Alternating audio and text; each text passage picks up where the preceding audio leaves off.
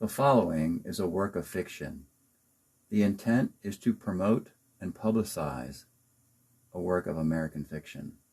Similarities to real people, places, or events are entirely coincidental.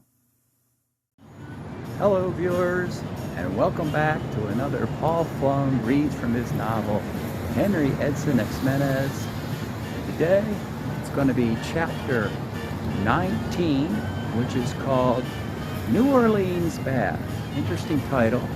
We found out about this title in the last chapter. We discovered a journal while we're sitting on the park bench in Savannah, Georgia. In the journal, a press kit pops out called New Orleans Bath. Now, it's interesting that it is the year 1998. So with that being the case, it's a year after the New Orleans trip. So it stands to reason we're going to find out in this press kit what happened to New Orleans. I mean, after the fact, I think. Or at least through a press kit anyway. In any event, I'd like to thank Conscious Publishing, the Shrimp Trawler channel, for this opportunity to read here today, chapter 19. And I decided to treat myself today. And you're about to see why. I decided to treat myself to something special here. And the something special is Jake's Crawfish.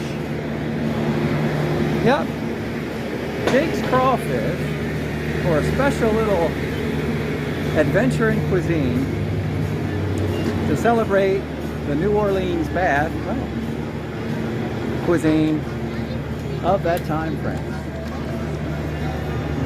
Here we are, about to pick up an order from Jake's.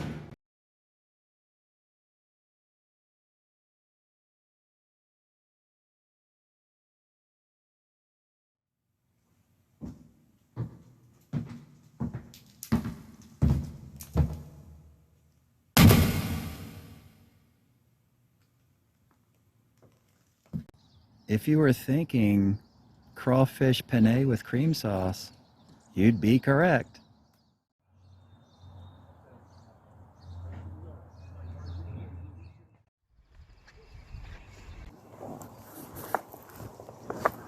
Crawfish penne hits the spot. Here's New Orleans Bath, chapter 19. This is the press kit that fell out of the journal. Press release by Kevin Lundahl. It was the best and worst of times, so what happens if it was the most indifferent? New Orleans Bath is a 40-minute music video taking you along for the drive from Baltimore to New Orleans, with stops along the way in Louisville and Memphis. The trip in autumn of 1997, originally a spring trip, was aborted, planning Baltimore, Savannah, Tampa, New Orleans. Unfortunately, things went bad in Tampa. A 15-hour U-turn canceled sights from the Big Easy. Check one in each column for best and worst of times. By the fall of 1997, plans were back on course. In the second week of November, the voyage began. Before the voyage, a recording commenced at the Peabody Sound Music Room. A Casio keyboard, an Ibanez analog delay, and a Fender Super Reverb created lovely organ sounds that went to cassette in wide dynamic 2-track stereo. Well, that sounds familiar, doesn't it? These snippets played a wonderfully creepy soundtrack, forcing a slight change in itinerary.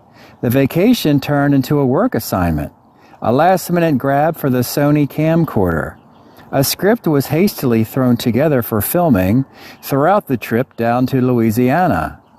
The idea was to take full advantage of the camera filters: solarized, sepia, black and white, negative. The video recorded November 10 to 15, 1997. The soundtrack captures a blend of church organ, calliope, circus music, new age piano, that embellishes the strangeness, which is mostly out in focus, light and shadow, fade to black. There are 20 tunes, most under 2 minutes. The Baltimore footage starts on a Charles Village rooftop. That seems, I can recall that. At dawn and across the 29th Street Bridge as morning breaks. By the third tune, we go from a solarized shot of a bridge to a black and white shot of a cathedral in Louisville. We saw that. Negative transposed shots of black birds and power lines seem out of place in Memphis. Then before you know it, the Big Easy. Well, maybe we'll find out what happened by reading this press kit so we don't have to read the rest of the book, maybe. Well, we'll see. The rest of the video takes place there, with shots in the French Quarter, New Orleans Museum of Art. We haven't been there yet. The Garden District at St. Charles, all playing a prominent theme. Balloons, coffins, antique cars, Spanish moss are some of the images that give you the creeps. The Colonel Short Cornstalk House, along with extensive shots in St. Louis Cemetery No. 1. Apparently an overindulgence in the Mardi Gras footage of Easy Rider. One clever technique is to include title screens where each tune is called a chapter, corresponding to a maxim or colloquialism, helping the viewer understand it all with added emphasis. The author claims the trip to be one of the most indifferent adventures he's undertaken.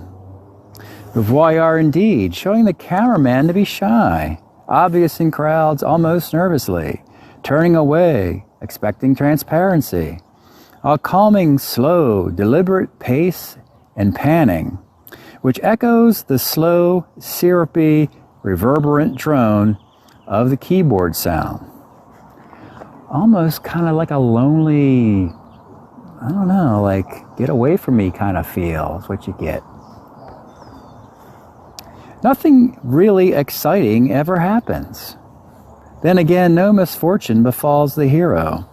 It seems only fitting since all the good and bad melodrama was already played out of the system earlier in the year.